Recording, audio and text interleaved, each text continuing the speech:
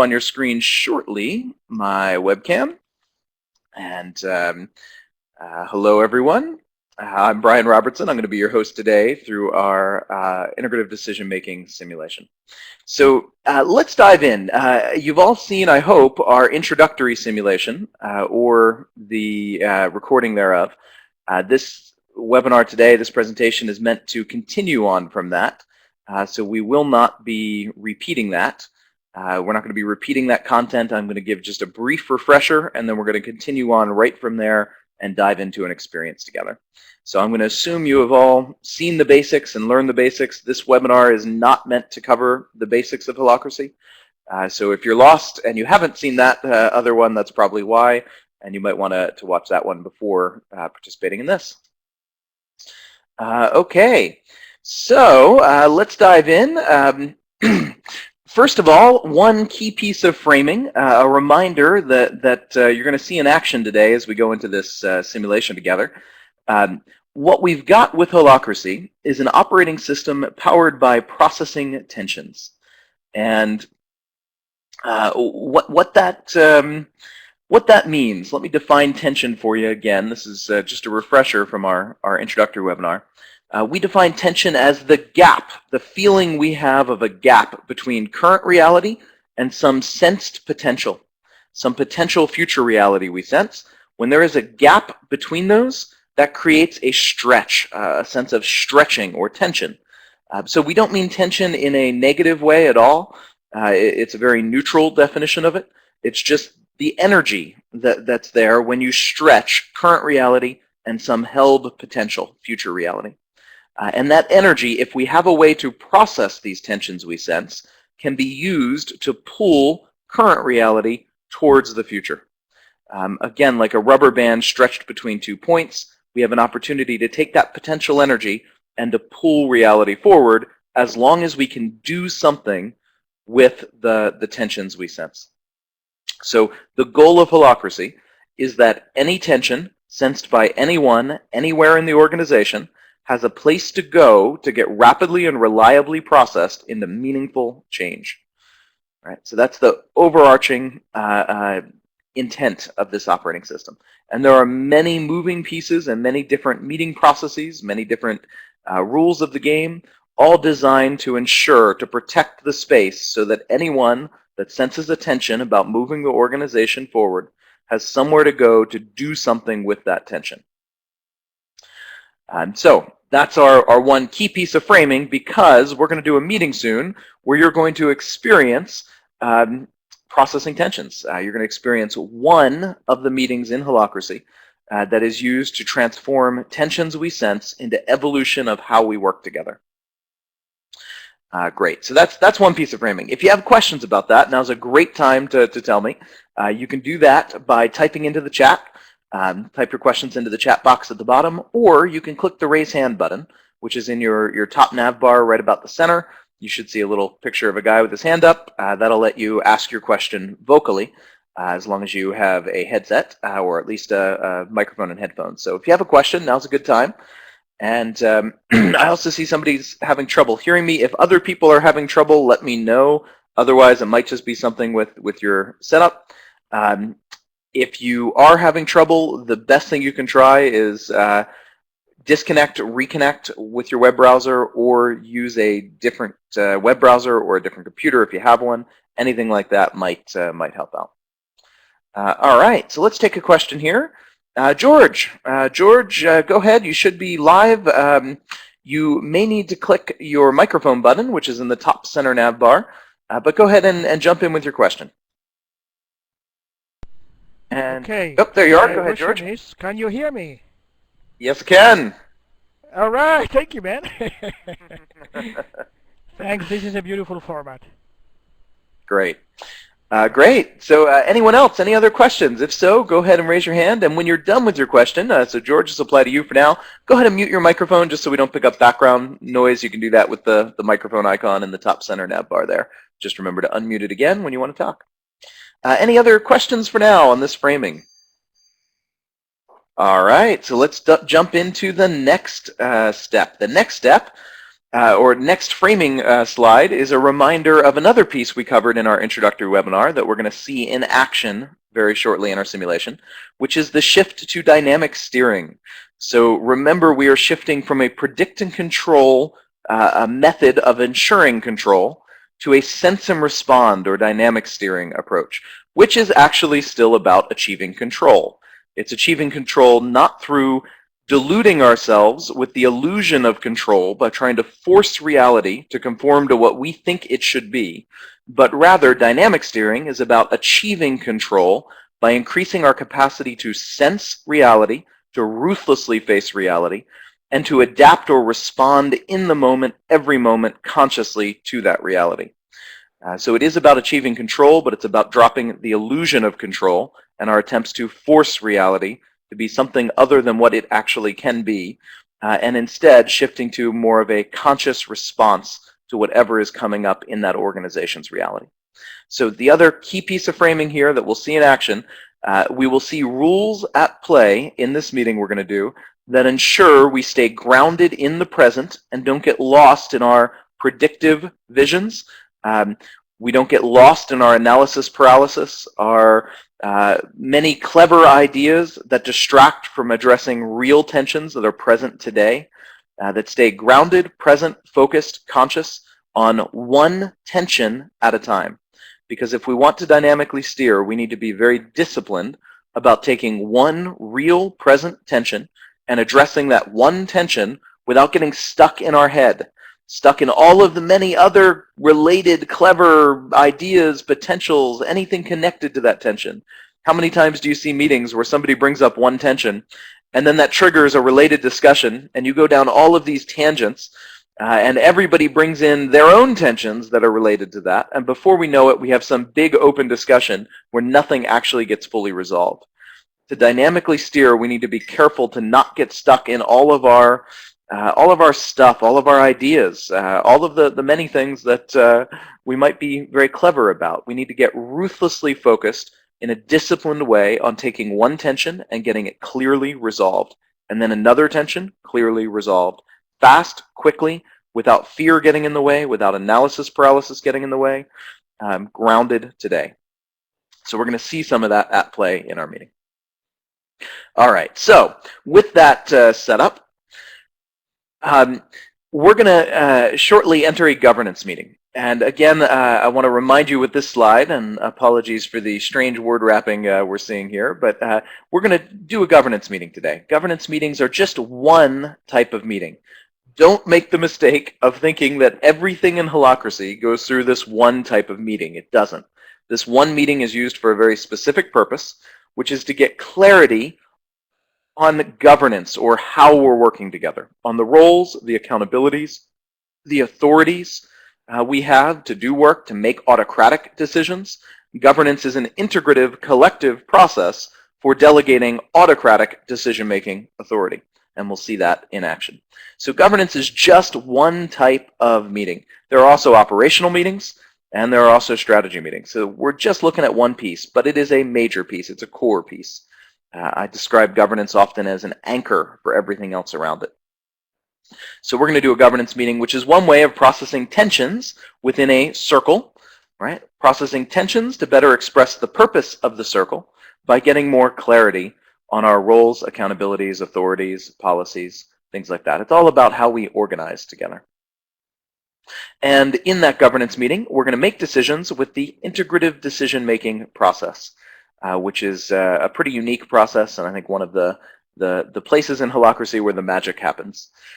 So let's move forward with that framing. I'm going to need, first of all, some volunteers. So to volunteer, you need to have a working headset, something that you can use that separates the audio from your microphone. So you need at least headphones, preferably something with a microphone attached as well, though a built-in mic will work as long as you have a headset. If you would like to volunteer, go ahead and tell me that in the chat. Go ahead and tell me that in the chat right now. And also raise your hand with the raise hand button at the top. I'm going to need just a handful of volunteers here to dive into our governance meeting with me. And if you'd like to volunteer, please go ahead and tell me that now. Now's the time. And for those volunteering, be sure to download the Better Way simulation roles. You'll need that as well. All right, I see Pastor Hudson. All right, you're in. Great. And go ahead and click raise hand for me if you're volunteering. Sam, I see you. You're in. Great. Luke, gotcha. And let's see, that's 1, 2, 3. And I can use one more. I see David's hand up. Great. David, 4. Excellent. That's enough. So we've got 4 volunteers. Wonderful. Now, for those of you who have volunteered, I'm going to give you presenter permission here in a second. So you should see, well, actually, you should already see your audio button working. I'll give you a chance to test that out in a second and make sure your audio works. In fact, now is a good time to do that. So if you're going to participate, if you volunteered, go ahead and click your microphone button to turn it on and say hello. Let's make sure that you're set up on audio. Hello, this is Sam. Hi, Sam. Welcome. Great. Thank you. Hi, this is David. Hi, David. Perfect. Hello, this is Luke. Luke, great. Welcome. And let's see, Pastor Hudson, let me make sure you have permission. There you go. Pastor, you should now see a microphone button at the top. Just make sure you click that and try talking for us. I'm not hearing. 2, 3. Oh, there you go. Great, you're here. So the 4 of you, you can leave your microphones live and running during our simulation. No problem. That should be fine. So you can just, as long as you're in a quiet setting, quiet place, just go ahead and turn on your microphones so you can participate with us. And let me set up our scenario for you. So the 4 of you, if you haven't already, be sure to download the Better Way Simulation Roles PDF in our file share here. And everyone else, you might want to download that now as well. And also download the IDM process, although that one will show up on the slide. So if you don't download that, don't worry about it. The Better Way Simulation Roles. So what you're going to see in that document is a little bit of setup. So let me set it up here for you in the slide, and then I'll refer you to the place in the document to look at. So the 4 of you, for the purposes of our simulation today, you have just joined the Better Way Company. The Better Way Company hosts trainings and provides coaching services around the Better Way method, which of course is a better way to do things. What else?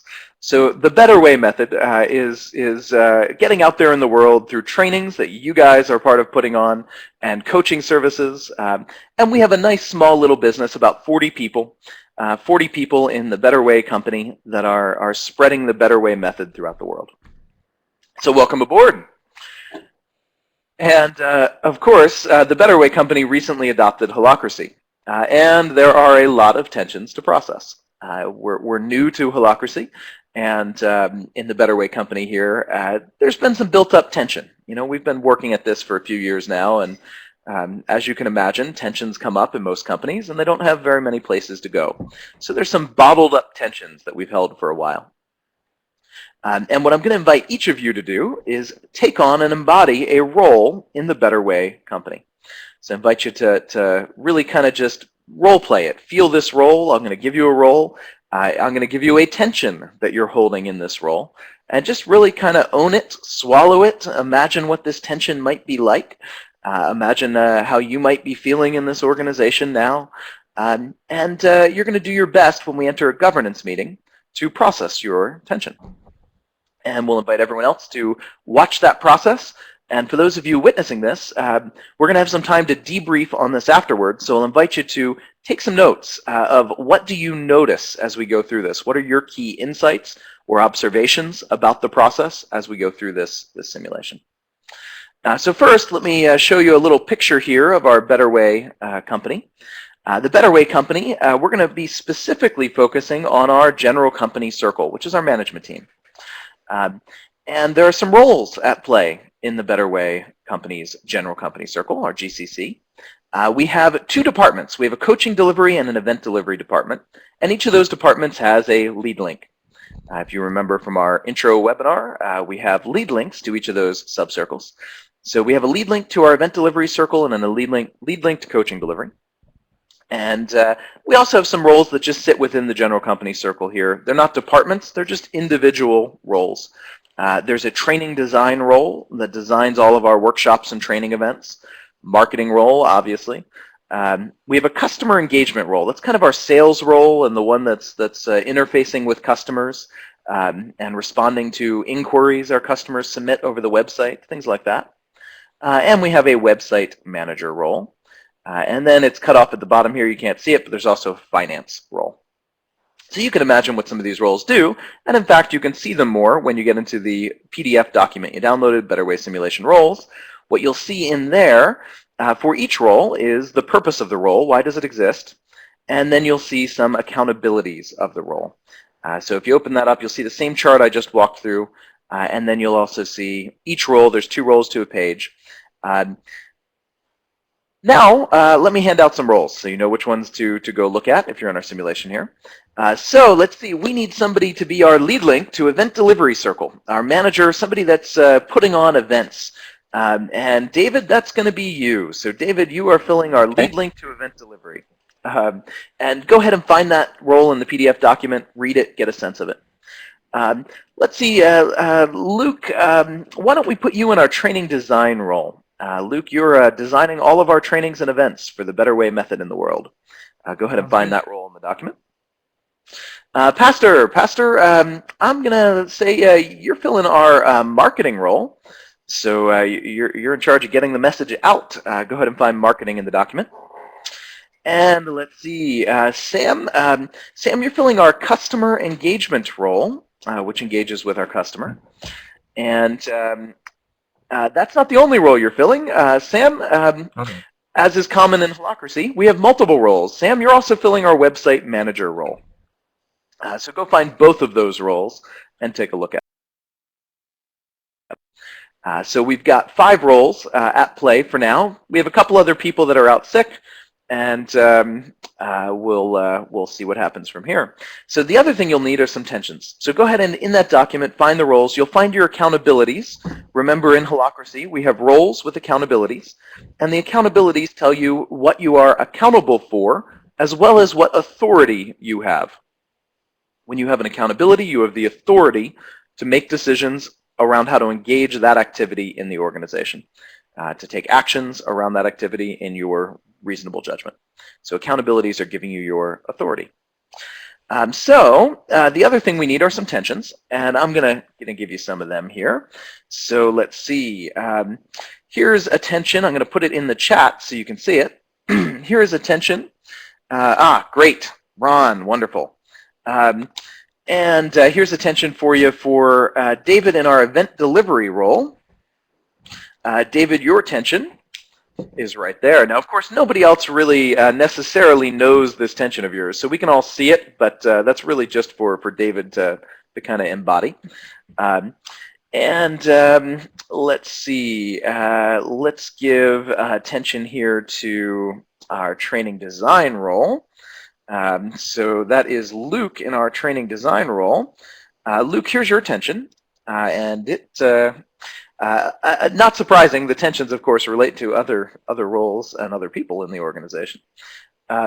Let's give attention to our marketing role, filled by Ron. So our marketing role here. There we go. That's attention for you.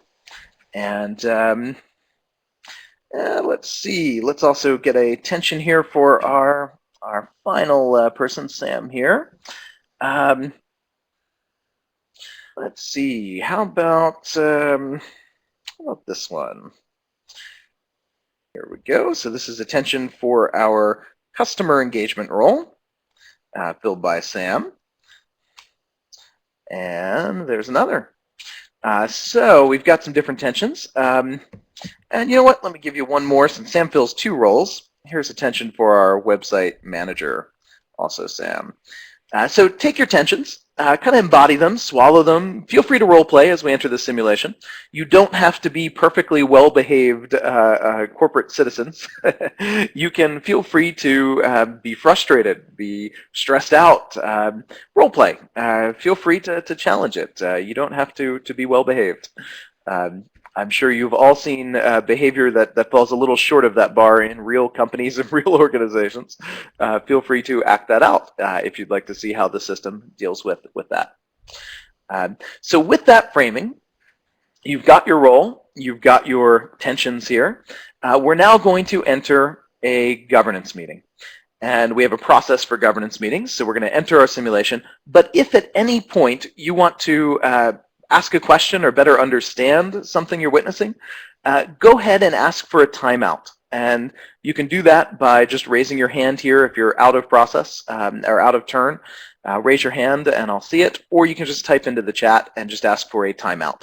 Just tell me timeout in the chat, and we'll use that to take a pause, to debrief on the simulation process.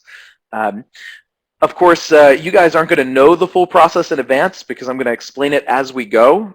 So you're going to have to bear with us here as we are learning as we go. I'll take time before each step to explain a little bit about what that step is, and then we're going to dive in and engage in it together. Now, because I'm not going to tell you the whole process in advance, I'm not going to tell you all the rules of the process in advance. That means invariably you're going to break a rule because I'm not going to tell you the rules. So we're going to use that as a learning opportunity. Don't worry about it. If you break a rule, that's fine. My role in our simulation is that of facilitator. It's the facilitator's job to notice when somebody is operating outside of the process, to stop them, and to bring it back into process. Think of this like a game. A good game has to have a bunch of rules. It's no fun to play soccer without any rules. It's just people kicking a ball around. But you add in some really good rules and boundaries, and suddenly you've got a game. Consider this the game, and the goal of the game is to process your tensions. And of course, there are rules that make sure we play well together, that make sure everybody has an equal opportunity to process their tensions. So we have a game together. The game has rules. My job as a facilitator is that of a referee to keep us within the rules. So I will cut you off if you're out of process and redirect you back into process. Likewise, those of you watching, if you have questions about the process, feel free to raise a hand or type into the chat. I'll take some of them as we go if I can. Others will pause and leave for the end or a next pause. Jordan, go ahead. You have a question? Are the participants also part of the company, or?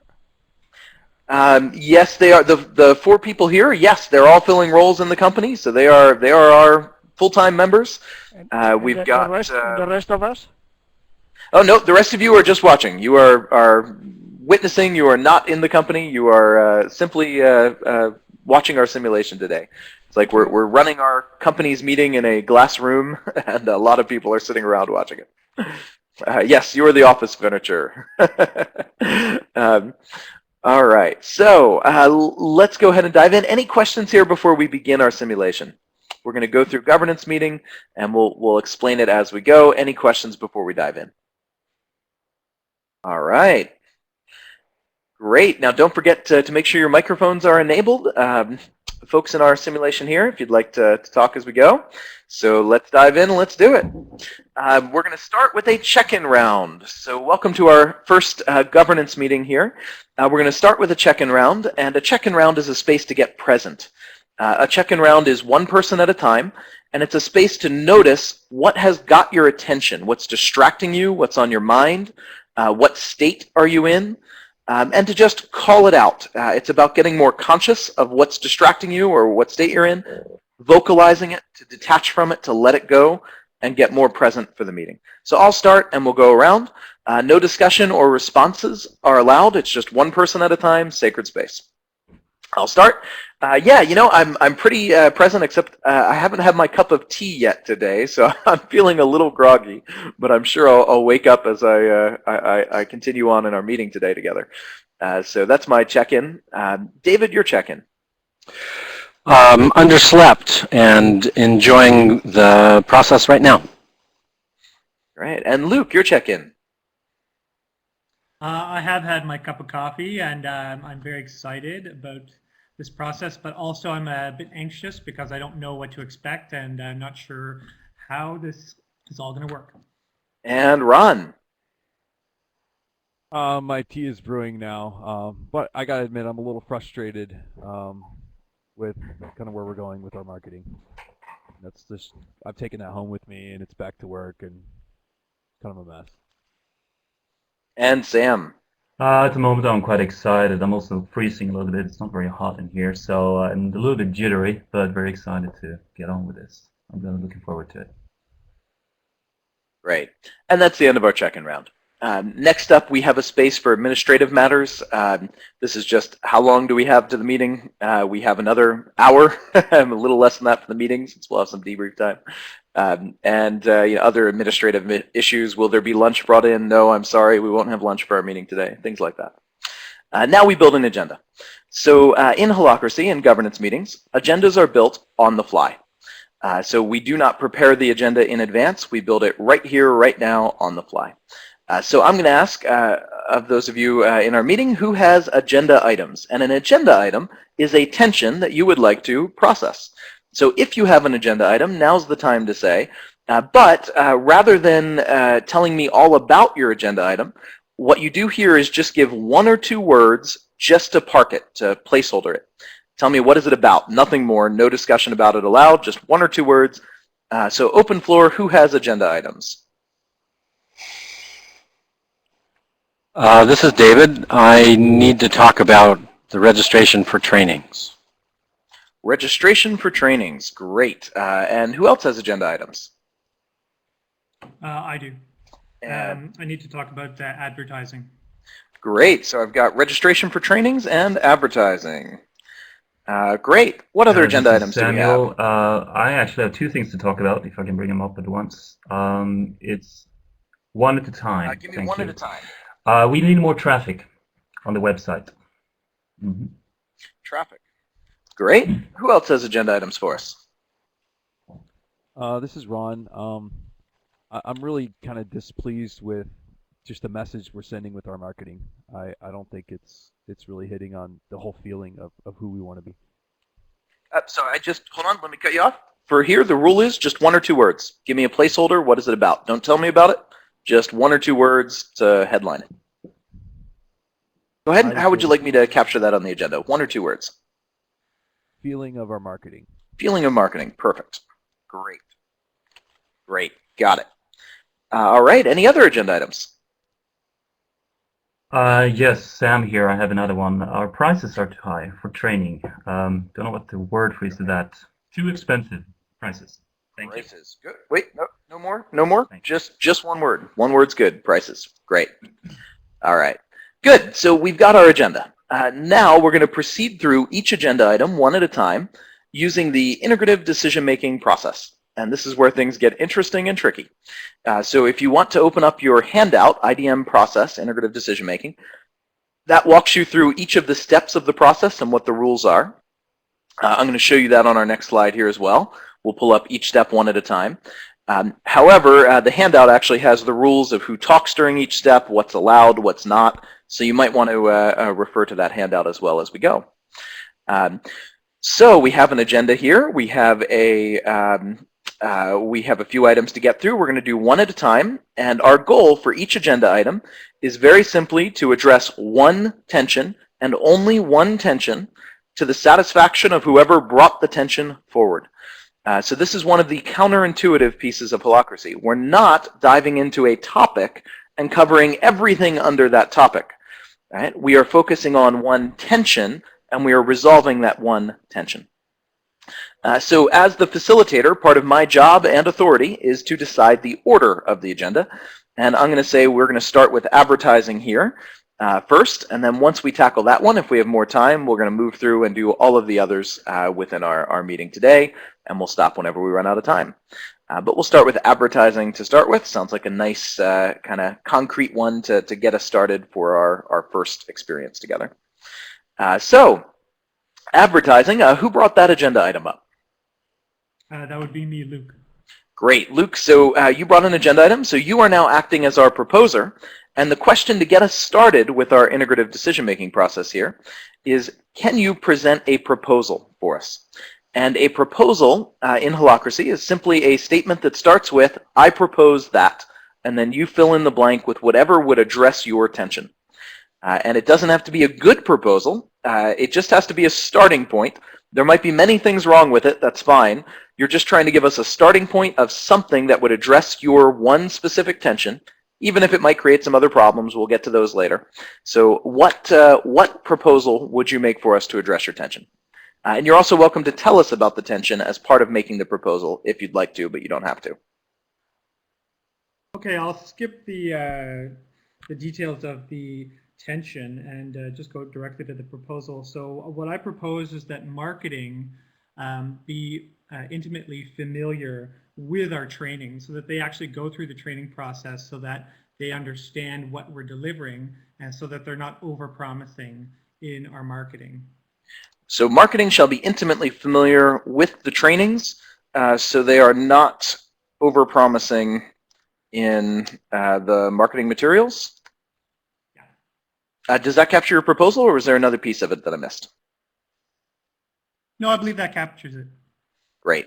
And just in case you didn't notice, I am capturing this proposal in the upper right here in our little note window. So we've got a proposal on the table. That was the first step of our integrative decision-making process, present proposal. During that step, no one else was allowed to talk, and if anyone had tried, I would have cut them off right away. It's sacred space for the proposer to get out their tension and proposal to address their tension. So after that, we now move to the next step, which is where everyone else will have a chance to ask clarifying questions. So in this next step, anyone here can ask a question to better understand either the proposal or the tension behind it. So does anyone have any clarifying questions for Luke about this proposal? This is David. It would be helpful to me to understand what tension you're trying to resolve. And Luke, back over to you. Okay, so I'm finding that as I go through the some of our marketing materials, some of our advertising, that we're over-promising we're telling the client that we're going to be solving problems and providing trainings that we aren't actually as of this point we haven't set up to provide. So we're not we're basically telling the customer that we're going to do things that we're not really doing at this point in time. Is that clear? Yeah. I don't know. I mean, Great. from Any other our standpoint, it clarifying seems like questions? this is a training issue. Did you guys need to revamp your training instead of kind of dumbing down? Yeah, this is Hold Ron. on one sec. Hold on one sec. Is that Ron talking? Or is that Sam? That's Ron. Great. So let me cut you off right there. One of the rules of this step of the process is only questions to better understand the proposal are allowed. Anything that is conveying an opinion in any way is held to the next step, which is called the reaction round. So that sounded to me like there was an opinion in there. And in this case, a reaction means anything where you are conveying information to the proposer, conveying a perspective, conveying a thought. Anything like that counts as a reaction. So in clarifying questions, the only thing that's allowed is trying to get information from the proposer to better understand what's on the table, what's being proposed. So hold on that. That sounds like a reaction. Any clarifying questions? All right. Anyone else? Open floor. Any clarifying questions? All right. I'm going to move on then to the next step, which is the reaction round. Now in the reaction round, we're going to go around and each person, one at a time, is going to have a chance to ask a question, to state a reaction, their reaction to the proposal. And this is the space now where you can say whatever's coming up for you. You can give a critique, you can offer better ideas, you can anything goes. Anything from an intellectual critique to an emotional outburst, anything in between is just fine. Whatever's coming up for you. The rule of the reaction round is sacred space. No one is allowed to respond, to dialogue, to jump in. It's one person at a time. That's it. Just that one person. Your space to say what's coming up for you. So we're going to start with Ron, and then we'll go around. Ron, your reaction. Go ahead. Yeah, I feel like what we're marketing is good stuff. It kind of, I mean, we're not quite there. I mean, we're too business centered, but I don't think we have a marketing issue. I think we have a training issue. If they're not accomplishing the purpose that we're putting out there, then they need to revamp their training. I don't see how this is a marketing problem. And In general, Sam, it your sounds reaction. like a good idea. I'm not really familiar with the process. I wonder a little bit how we're gonna have time for this, how it's getting along, basically, how it's getting done.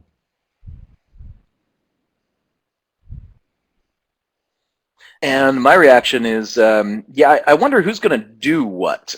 So it seems like if our, marketing's, what's the expectation we're trying to set? Just that they're going to be familiar. Well, how? It seems like how would they be familiar? Either they've got to take the trainings, or they've got to get a list of learning objectives for the trainings, or something like that, just to make sure they have something to work with.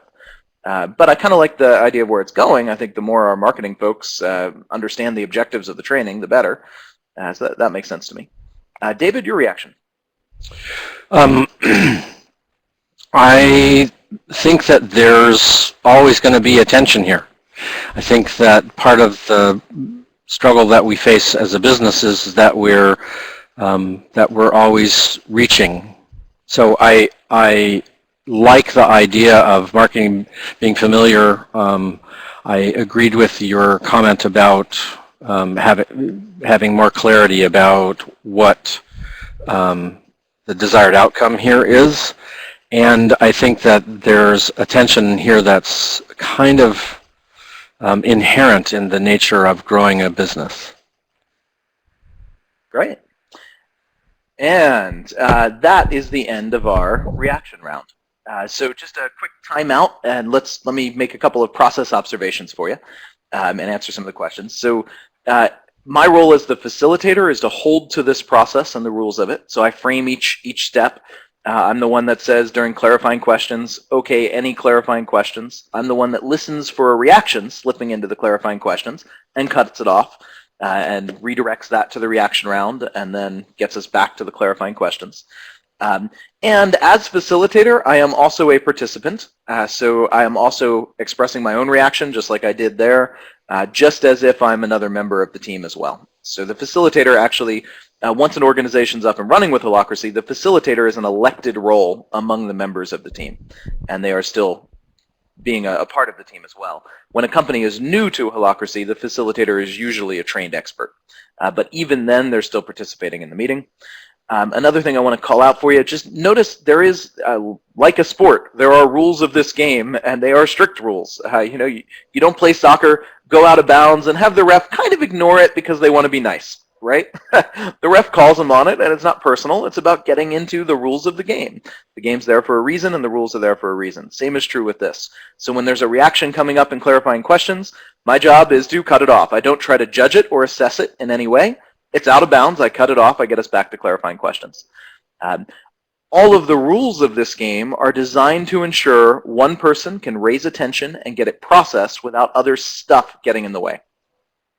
And we see that, like in a typical meeting, any one of those reactions could have easily led to an entire tangent discussion about that reaction when it might not be needed whatsoever, and it would just get in the way of processing the tension on the table. In the spirit of sticking to the rules of the process, I make sure nobody interrupts or violates somebody else's reaction space. So again, nobody tried in this case. You guys are all well behaved, though feel free to challenge the process. My job is to keep us in process. Make sure during reactions, no discussion, no responses. If somebody had tried to jump in and talk out of turn, I would have cut you off instantly. Instant cutoff and back to process. It's just one person at a time, nothing more than that. Let's see. Let's jump back in. I see there's some more questions. We'll get back to some of these as we go. So hang on to those for now. Let's jump back in and experience some more, and then we'll have more time for some debriefs. So we're done our reaction round. Let's jump back into our simulation and back into our process. Once we've gone around and everyone except for the proposer has had a chance to react, we now go back to the proposer, who has their space to either make amendments to the proposal, if you want to, or you can make clarifying comments, basically respond to the reactions, if you're so inclined. You don't have to. You can simply say, let's move on, and we'll keep the proposal standing as it is, and we'll move to the next step. No pressure here whatsoever to necessarily try to incorporate what you heard in the reaction round. This is purely your space. If you want to use it, you do not have to. So Luke, back to you. Anything you want to add, say, or change in your proposal? Okay, so I'll change just some of the wording, and which will help to change the process. So I would change marketing shall be familiar with the key points of our training, not necessarily intimately familiar. So and so that they are, instead of saying they're overpromising on marketing materials, I would say that they are marketing the training that we are offering. So that they are marketing the training, That we're offering. the training we are offering. Great. Does that capture your... Can I add another thing? Yes, you can. Okay. So I liked some of the ideas that came up in the reaction round, and I think there's obviously a role for marketing to, because they're so intimately knowledgeable about what customers want, that there's a role there for them to help to lead the new offerings that we may want to offer. So can you put that into proposal form for me? I propose that. What's the piece of this one you're trying to capture? I think this may be waiting for another proposal. Okay, so you're just making a clarifying comment. Governance process. Great. Yep. You're not changing your proposal with that piece. You're just clarifying your intent. Correct. Great. So does this capture your proposal right here? Yes, it does. Great. So that's amend and clarify. No one else is allowed to contribute, just the proposer's space. Now we move to the next step, called an objection round. And here's where things get really interesting. So objection has a very specific meaning within Holacracy. Let me define it for you. In Holacracy, an objection is not a personal thing. It's not, do you like it? Do you agree with it? Are you okay with it? It's none of those. We're not asking that. In Holacracy, an objection means, is there a reason you are aware of why adopting this proposal will cause harm or move us backwards?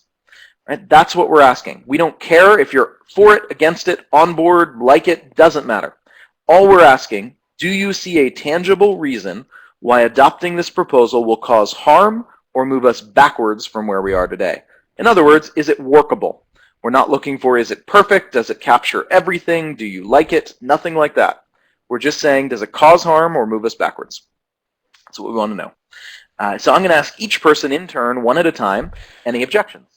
And you have two options. You can either say no objection or objection. And if you say objection, then you follow that up by saying what's not workable, what will cause harm or move us backwards about adopting this proposal. My job as the facilitator, when objections surface, is to notice if those objections meet the rules defined in the Holacracy Constitution for what constitutes a valid objection. There's a set of rules documented in the Constitution that tells me what objections are valid. So my job as facilitator is when I hear something that sounds like it might not be valid, to ask some questions to test that objection to see if it's in fact valid or not. So as you raise objections, you might hear me asking some questions to test them. And then ultimately, I will capture any valid objections in our notes here, and then we'll move to the next step to deal with those objections. So let's go around one person at a time. And let's see, David, we'll start with you. Do you see any reasons why adopting this proposal will cause harm or move us backwards? In other words, any reasons it's not workable? Any objections? No objections. Great. Luke, do you see any reasons adopting this proposal? I really don't see the point of this. We already know what the training is. Like, what? Nope. And Ron, any objections? No objection. Great. Hold on a sec. Hold on a sec, Ron. You only have two choices, objection or no objection. So is that an objection, or are you just making a comment? No objections. Great. And Sam, any objections? And I'm going to raise an objection, not valid governance output. This proposal, as it stands, doesn't meet the criteria in the Constitution for the output of integrative decision-making in a governance meeting. So that's my objection. I'm going to raise that. We are done the objection round now. We've gone through everybody. We've all had a chance to raise objections, which means we now enter the next step of the process. And the next step is integration, where we have a chance to amend the proposal in order to address the objections. So now whatever objections we have charted, we have come up with, we're going to see what can we add or change in the proposal in order to make the proposal a workable way of addressing just the original tension. All right, so before we do that, let's pause and just do that was a very fast process we just did with the objection round, but there were some nuances in there I want to point out before we continue. One nuance, that was great, Ron, thanks for playing along.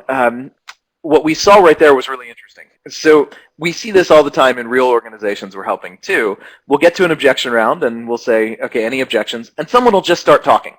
And one of the things the process does, I cut them off and I force one of two things, objection or no objection, right? So it's not a time for reactions. We've had that space. We had a reaction round where we had all the space for reactions. Now it's just objection or no objection, and we force the decision. And it's up to Ron which one he said. You know, it's up to him to say no objection and then tell me what's not workable. In this case, Ron realized it's not really an objection, I'm just reacting to it. And we cut that off and we avoid all of that tangent. Now let's say, though, this was an interesting one. Let's say Ron had said, yes, objection. And then it said the same thing. Objection, I don't see the point of it. It's not necessary. Well, then I would have tested that. I would have asked Ron, I would have said, well, okay, you don't see the point of it. Is that a reason that this will cause harm or move us backwards? Or are you just not sure it's needed, but don't see a reason why it would cause harm or move us backwards? And so notice what that does is kind of force the clarity here. What we're looking for are just reasons this will cause harm. It doesn't matter if we all don't see the reason for it. It doesn't matter if it doesn't fully capture everything that everyone here can think of. Another common objection, somebody might raise an objection and say, yeah, objection, it doesn't deal with the issue that our marketing material is hitting the wrong business audience. You know, it's not hitting the right audience, which of course might be something that this proposal doesn't address, but it's probably not a reason this proposal causes harm. It's probably a different tension. The rules are designed to make sure we're focused on one tension and we don't let other people sneak their tensions in. And we'll see some more of that as we go. Yeah, that's that. And let me speak to two of these questions, and then I'll see if you guys have any comments before we jump back in. And let's see, what if you as the facilitator, me, miss some invalidity of an objection and one of the other participants sees it? In that case, they would bring that up in the integration step next. Only the facilitator is testing them during the objection round, but once we get to integration, it's an open dialogue, and then any participant can say, I'm not sure that objection is valid, and can actually ask me as the facilitator to run through my test questions to test it. And if I'm a trained facilitator, I will have, when we train facilitators through our 5-day training, we give them cards that have all of the test questions on them, so you know how to test objections. And each question is designed to test the validity criteria of an objection. So there's a list of questions you can run through. Actually, Adriana, if you want to see the definition of moving us backwards, it's a really good question. It's in the Constitution in legal detail. So if you look at the Constitution, you'll see a section which is the definition of objection. If you search for objection, you'll find it. And in there, it lists the detailed criteria for what that means. What we're trying to get at, what that's really about, more colloquially, is one tension at a time. So what we're not trying to do is raise all the objections about all different other tensions that this proposal fails to address. What we want to do is take one incremental step forward to address one tension. So all these rules are designed to do that, which actually protects the proposer's space to address one tension. What we often see in organizations is one person tries to raise a tension, and everyone else raises related tensions to that general topic, and it derails our ability to address one specific tension quickly, clearly, and tangibly.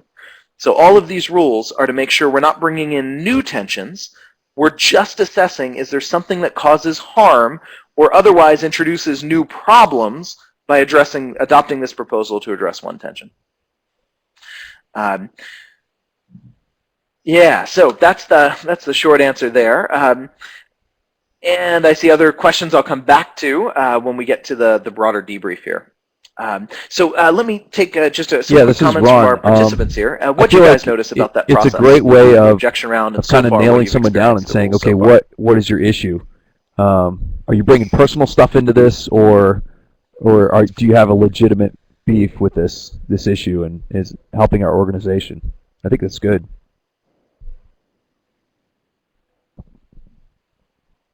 Yeah, it does. It sorts that out. It forces clarity. And it doesn't push. It is up to you to decide if that's an objection, a reason it's not workable, or just a personal frustration you're venting.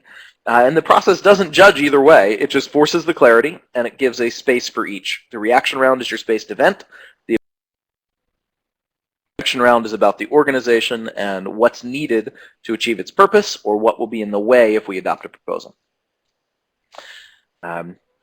What else did you guys notice as we were doing that? This is David. It requires a significant amount of discipline and I think skill, certainly in the early stages. Yeah, it does. It requires actually, the facilitator role is the key. It requires a trained facilitator. The process looks a lot simpler to facilitate than it is. The facilitator has to be intimately familiar with the rules in the Constitution, the rules of what's a valid objection, the steps in this process and what's allowed in each, and they have to be really skilled at cutting off any out-of-process behavior or the whole process crumbles.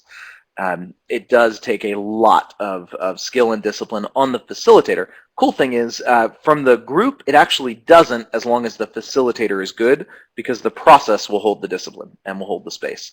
In fact, as a facilitator of this, I'm not facilitating the people, I'm facilitating the process. It's a subtle distinction, but we're used to, especially good facilitators nowadays, have been trained and are used to working with the people to try to kind of evoke them and get them to a space of integration. And that is absolutely not what I'm doing in this process. And that's the counterintuitive shift. The people that sometimes have the hardest trouble getting into these new habits of facilitation are those that are the most gifted facilitators in conventional companies. And the reason is it takes some unlearning, because we're shifting here. What I'm doing is staying completely neutral and facilitating the process and the rules of a game. Much more like a referee. I don't care which side wins. I don't care if everybody's on board and happy at the end. I don't care about any of that. All I care about is that the rules of the game were honored.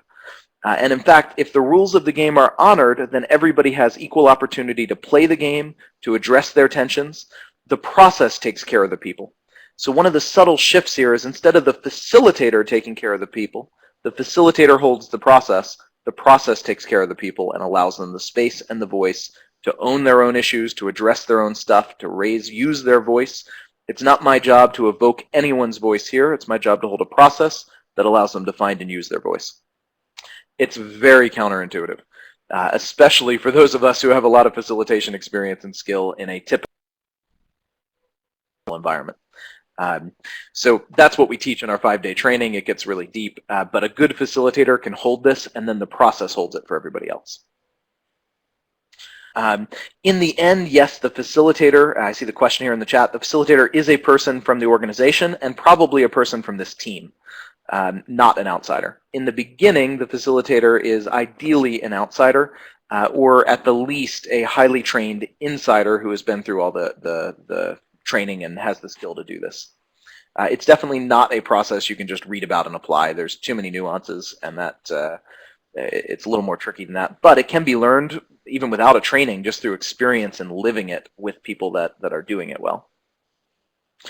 Not sure how to pronounce the name here, Frauk or Frauk, Yeah, something like that. Just from an emotional feeling perspective, it kind of feels like marketing is getting railroaded through this process. Questions are what and that, we teach in our certification. I wonder what happens with somebody who's not able to articulate and communicate their feeling or their beef with the situation. They just know that this isn't going to be good for marketing.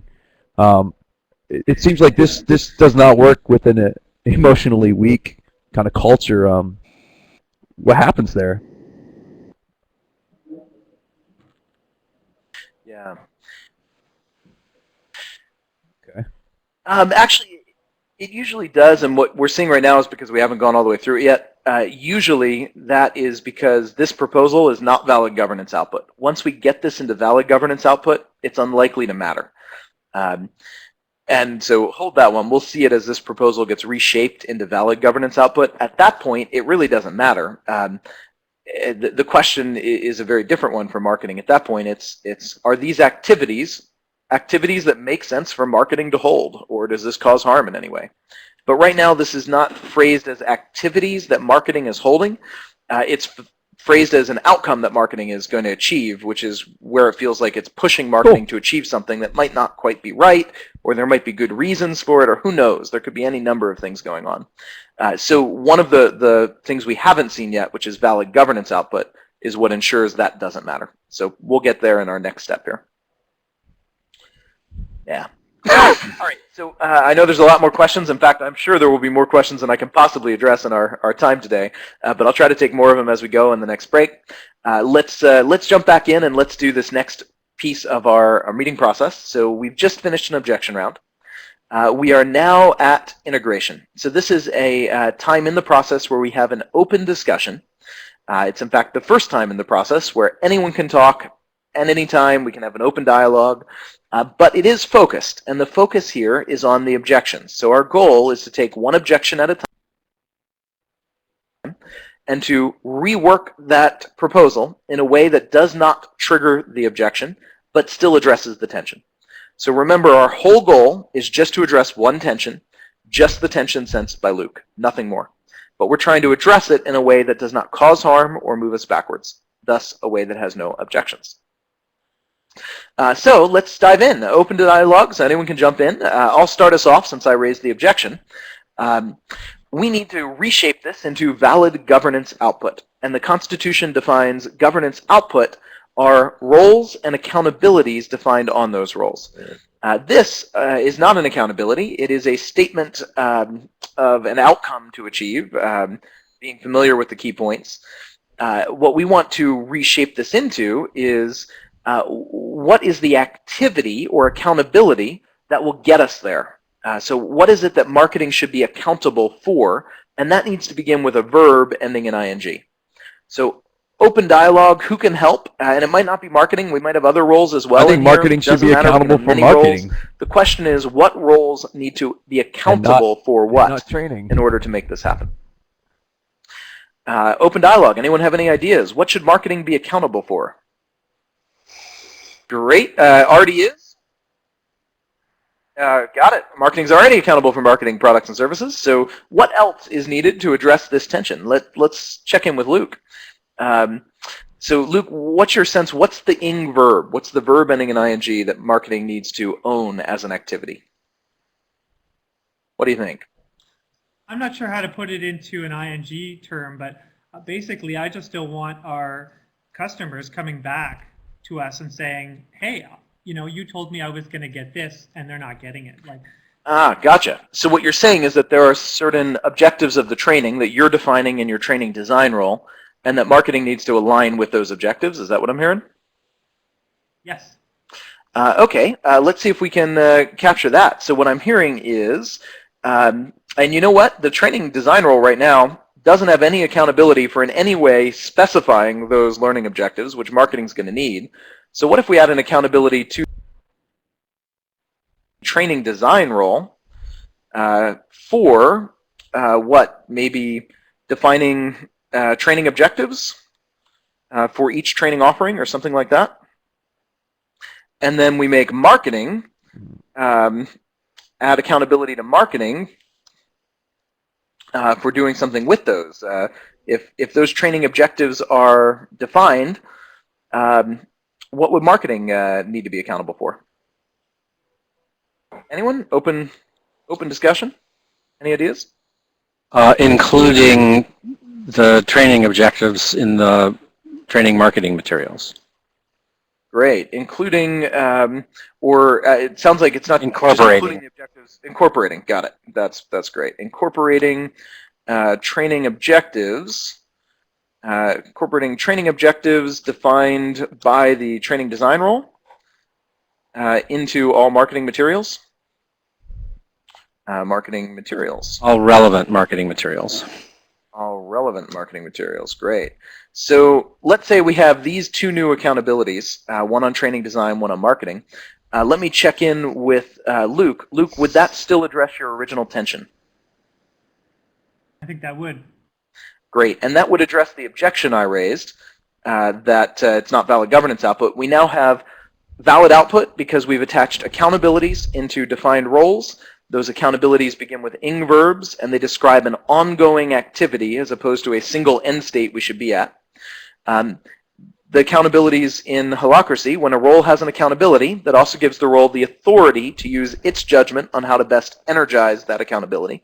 So this would be giving the training design role the authority as well for deciding and defining the training objectives, and marketing the authority and the accountability for using their best judgment on how to incorporate those training objectives into the relevant marketing materials.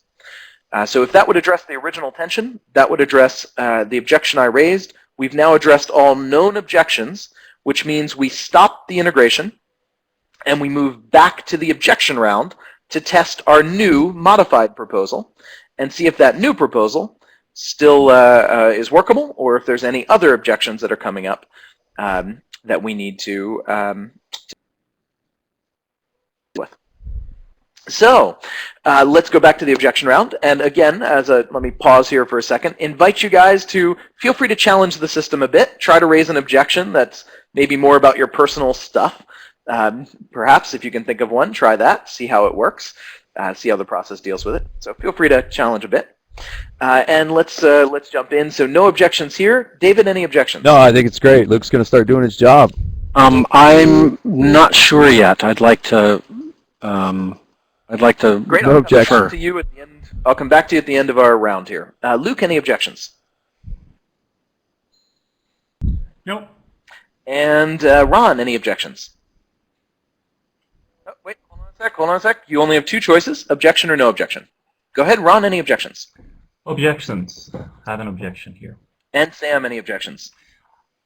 I don't see how this is working. I don't see how we're going to find tell me time what's for not this. workable. I'm afraid that they're just going to go behind in the work if they have to worry about other departments.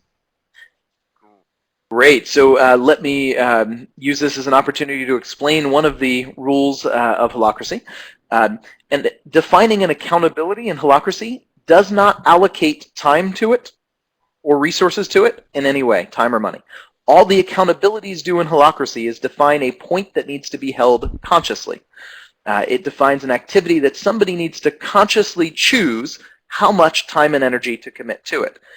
It's a perfectly valid accounting of an accountability to consciously decide to drop it because you've got other competing priorities that are more important. And if we have a clash of what we each think is most important, there's also a role that has the authority to make that judgment call and specify it. So the key thing is defining an accountability is not allocating resources. Resource allocation happens operationally, not in governance. In governance, we're just defining what do we need to define to hold consciously and to ask how much resources should we allocate to this? How should we do this? So to make that really tangible, for example, if I'm accountable for incorporating our training objectives into our relevant marketing materials, I can do that in 5 minutes. I can read the training objectives and write a quick top-of-head bullet point that does it. I've spent 5 minutes of time and I've technically energized that accountability.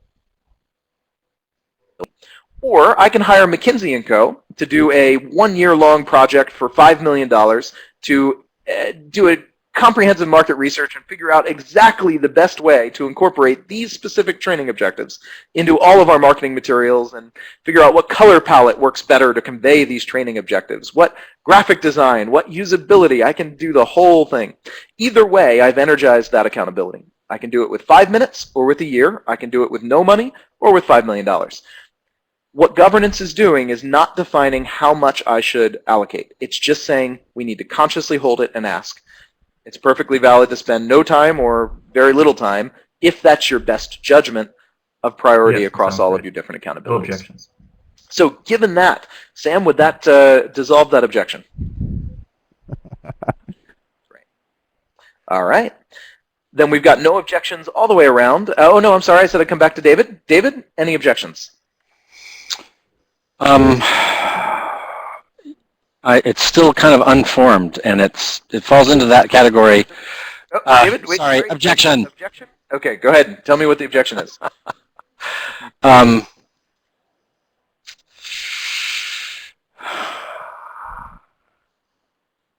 I'm not sure, it's not clear to me in each of these accountabilities what the definition of done is. So defining training objectives, what does that mean? And incorporating training objectives into marketing materials, what does that mean? So let me ask a question to test that a bit. One comment on the rules of the game, and then a question to test it. One of the ideas of an accountability is not allowed to be a project that has a done point. It's got to be an ongoing activity, something that is energized continually or at least regularly in an ongoing way. And my question to test it then is, given that there still could be a question about clarity in here, let me ask, is it safe enough to try? Is it clear enough that we can see how each of these role fillers interprets the accountability using their best wisdom and judgment available to them, knowing that you can always bring the tension back to the next governance meeting? If you see that there's some muddiness in here that's causing harm, you can raise that tension next. So the question is just, is it safe to try it and see how people interpret it and see if it solves the tension on the table? Knowing we're not trying to address your tension, we're just asking you, is it safe enough to try? Got it. David, is it safe enough to try it? Yes, no objection. Great. Then we have no objections all the way around, and we are done this proposal. We have added 2 new accountabilities to 2 different roles. We've given those roles new authority to make their judgment calls and to do these things outside of any meeting process. So our training design role has gained the authority to define training objectives using their best judgment. They can get as much input or as little input from their colleagues as Luke, in this case, filling that role. Luke can get as much or as little input as he sees fit, and then can use his authority to define our training objectives however he sees best. And if that surfaces tensions later, those tensions will come back to a governance meeting to process. So that is, in a quick nutshell, the integrative decision-making process. We're going to end our simulation here and use our last 15 minutes, 16 minutes to debrief that and just kind of get some more clarity on it.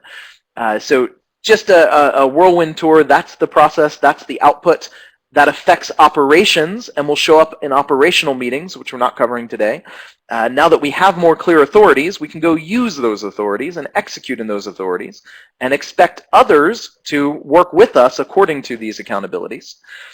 So all of that happens now and changes the way we work outside of this meeting.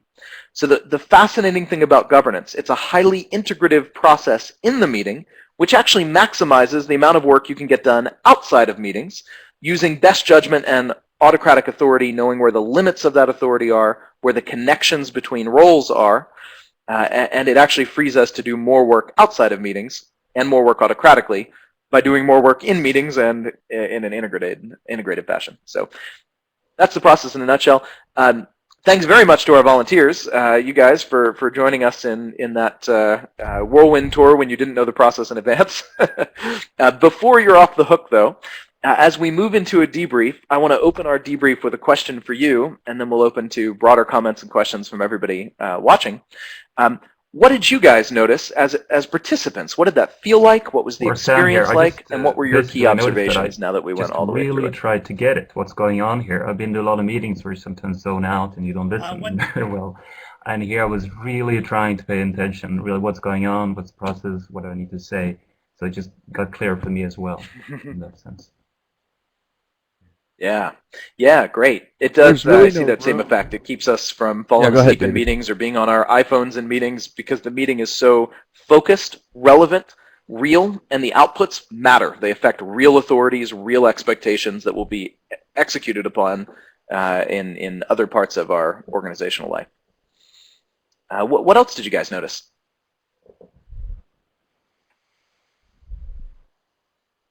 This is David. David.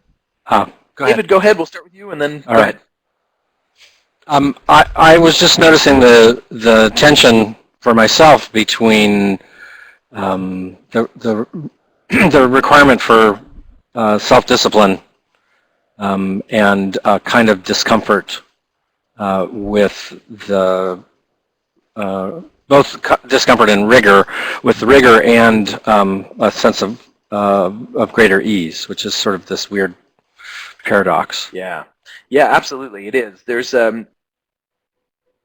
structure is liberating. So I had, just as an example of that, I once had a reporter watching a 2-hour governance meeting with a very experienced team, and we were using this process, and this is among the most structured, rigorous, disciplined meeting processes I've ever encountered.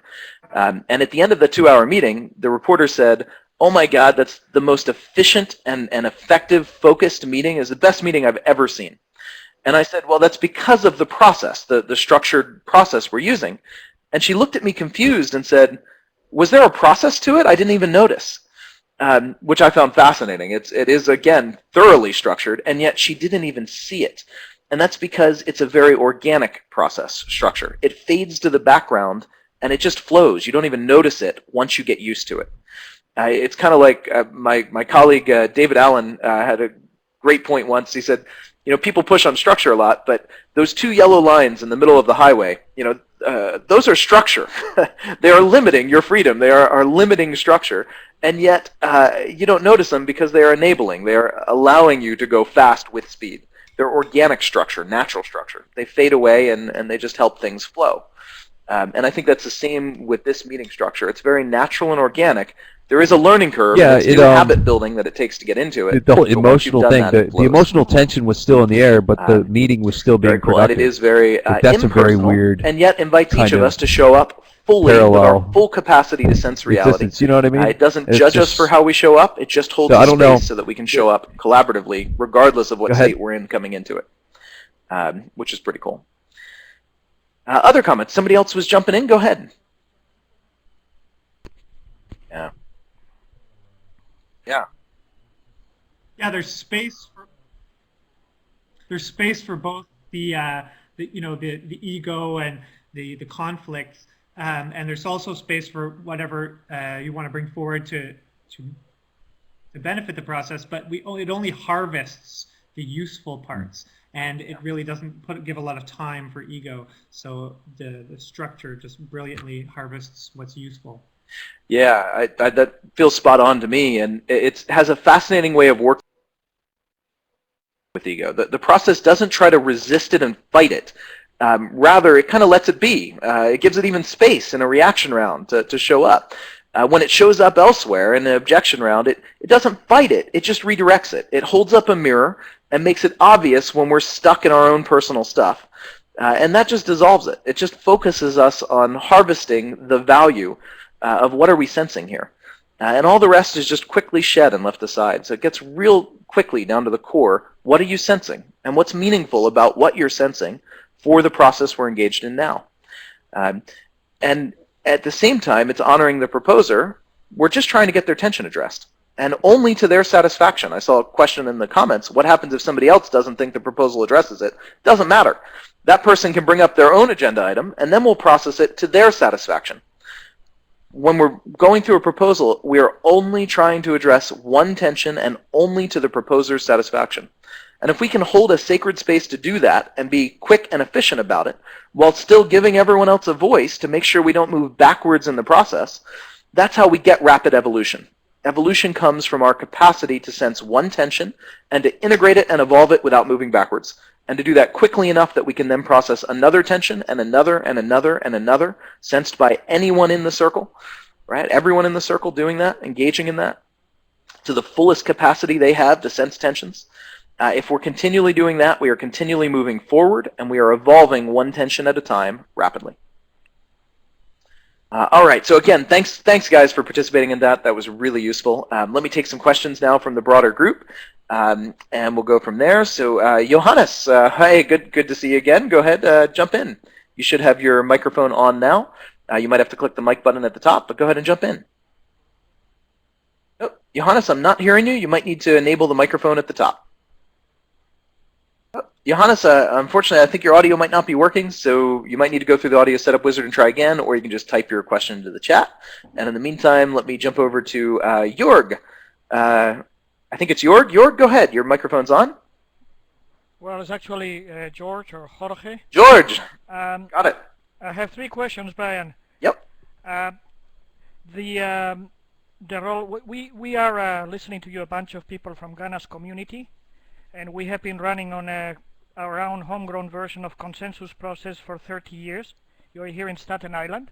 Right. And I have a couple of questions. One is how important is the skill level of the facilitator to make this work? So I realized one of the elements of skill is to know the rules. If that is the main element of skill, then I'd say the role is important, but can be learned by a lot of people. If there are other elements, we're talking about ego, and is the facilitator required to go a lot of, let's say, ego detachment training? So how relevant is the training of the facilitator? Or, like you said, is it really the process? Yeah, it's actually different answers at different points in the adoption of Holacracy. So in the early days of adopting Holacracy, the facilitator's skill is critical.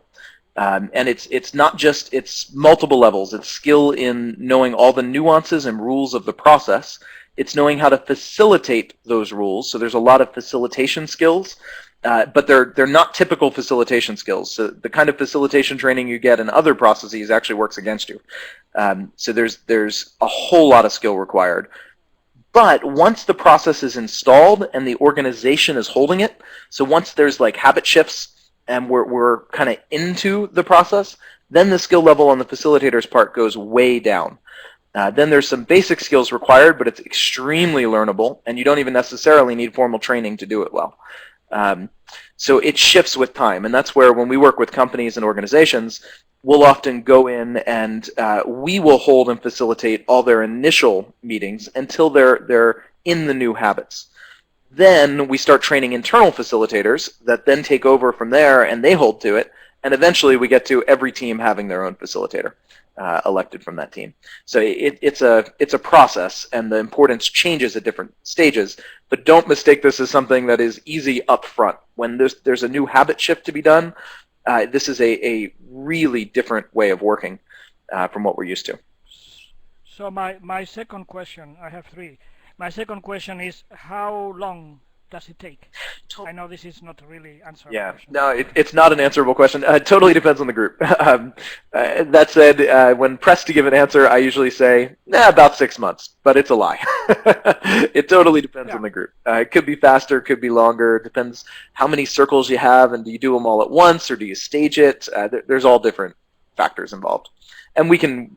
And my third question is you know, we're pretty jaded after 30 years of process. We run on a fairly direct democracy approach, of course with all its limitations and its faults, but so being jaded, we think we would need a pretty skilled, savvy dude to introduce facilitation. So Brian, are you available for Holacracy One being hired as facilitator? Yeah, Holacracy One, the organization I'm a part of, we do that work. You can find more on our website, and just submit a contact us on our website, and somebody can have a conversation with you and figure out how we might be able to. I already started that. No, I'm talking about you. Are you available? Depends. We are very careful to respond organizationally and do roles. I do fill a role that leads implementation engagements. So I do some of that work, but exact availability totally depends on timing and all sorts of things. And there are other people here that are just as skilled as I that do that work really well as well. So by all means, you're welcome to field that request into Holacracy One, and they can sort it out from there and figure out different schedules involved and who's available for what. Thank you. Yeah, thank you. And just to answer some of the other questions I see here in the chat, is there an e-learning course? Not an automated one, though we do offer an online workshop. We don't have any scheduled right now, but we'll be scheduling one soon in the next few weeks, I imagine. And that online workshop it's a 3.5 hour sessions where we go pretty deep into all of the different aspects of this. It's not teaching you to actually facilitate it. It's giving you kind of what we did today in much more depth and with all of the meeting, or at least the core meeting processes, as well as more of the principles. If you want to learn to really do this, the training you want is our 5-day training. We have a 5-day certification training, and you'll find more about all of that on our website. Note, for those interested, we do offer pretty sizable discounts on the first 9 seats booked for most of our certification trainings, and we've just launched a new one, brand new one, in the US just a couple of days ago in San Francisco, and there are still heavily discounted seats available for that if you get them soon. You can find them on our website. We also have, I think, 1 discounted seat left for our Frankfurt event coming up in February next year in Frankfurt, Germany. So you can find all of that on our website, as well as our introductory workshops, which go deeper from what we did today. And let's see, I had another question from Simon. Simon, you asked about Robert Rules of Order here, I see in the chat. The Constitution is the closest thing we've got right now. There's probably more to do after that, but that's at least a start. And let me give you audio. There you go. So go ahead. If you have another question, feel free to jump in. Have you seen this implemented in a church? Yes, yes, we have. One of our clients was the Unity Churches, and we helped them implement it in their headquarters, which was about a 45-employee organization. And then we also worked with one of the churches in particular, Unity Church of Dallas, just a little. We did just a little bit of training for some of their key folks, and then they tried to implement it with that training on their own. And don't know how all the details of that worked out, but I know it has been done, and from what I saw, had some pretty dramatic impacts. I was wondering, does it work with a volunteer? Yes. Yes, very well. It gets you the clarity that you often don't have in volunteer organizations, and it tends to what it does is filter out the volunteers that are really there not to do the work, but just for the community, and gives the ones that are there because they actually want to contribute to the purpose of the organization more space and freedom to really do that work and to get the community that they're looking for from that. So it gives them more capacity. It tends to be, again, it's a focused, disciplined process that generates really good clarity and gives more authority for us to go do work and get a purpose met. So yeah, we've worked with a number of volunteer organizations and seen that effect. And let's see, I have time for just a couple more quick questions here as we go. Ideal number of participants, it really depends on the circle structure. It's all the circle members in a circle are invited to participate in the governance of the circle. Typical numbers might be 7 to 10, somewhere in that range, but it could be more or less. Totally depends. And let's see. Yeah, there's a lot more questions. This is a process of clarity. I don't want to underestimate or understate. There is nuances to this, even in, like you saw, the outputs of governance. There are roles and accountabilities. You're not allowed to come up with actions as an output to this meeting. That comes out of tactical meetings. Governance is about roles and accountability. So there's a lot of nuances like that. That's part of the learning journey with this method, if you choose to dive into it, is learning a lot of those nuances and figuring out how to enact it, how to embody them. The good news is, although there's a lot of nuances, they are all quite learnable, and they're very intuitive in their non-intuitiveness. They are intuitive once the habits are formed. It will take new habits. It's a completely new mindset and paradigm for organization. And I know there are a whole lot of questions. There's no possible way we can address all the questions that come up in a short time like this. But I invite you to join us for one of our workshops. Our introductory workshops are a great way to get more of your questions answered. Or, of course, if you want to do something with this, drop us a note on our website, and we'll talk about that as well. In our closing for today, as we wrap up, let me invite you to share a reflection with me in our chat here. And just if you would, type into the chat what one key either observation or insight or aha or just closing reflection you've got about this that will help me both now, and I'm going to be synthesizing these later since it's our first time doing this particular exercise in a free webinar setting. So please share whatever reflection you like, whatever comment or aha or insight you like, and that'll help me get a sense of what was conveyed effectively here and what we might need to focus more on in the future. And we'll give you some time to type that, and then we'll call it a wrap after that. All right, and apologies to everyone with more questions than I had time to answer. of course, you're welcome to show back up in one of our future webinars. Our free introductory webinars have a 30-minute Q&A block at the end, and you're welcome to bring some of your questions to that block as well. We are ending. Great, and thank you so much. I'm seeing these things fly up on my screen here. This is great. This is certainly an exciting new way, from my perspective, to organize around a purpose, to get work done in the world. For taking the time to experience this with us and be part of this.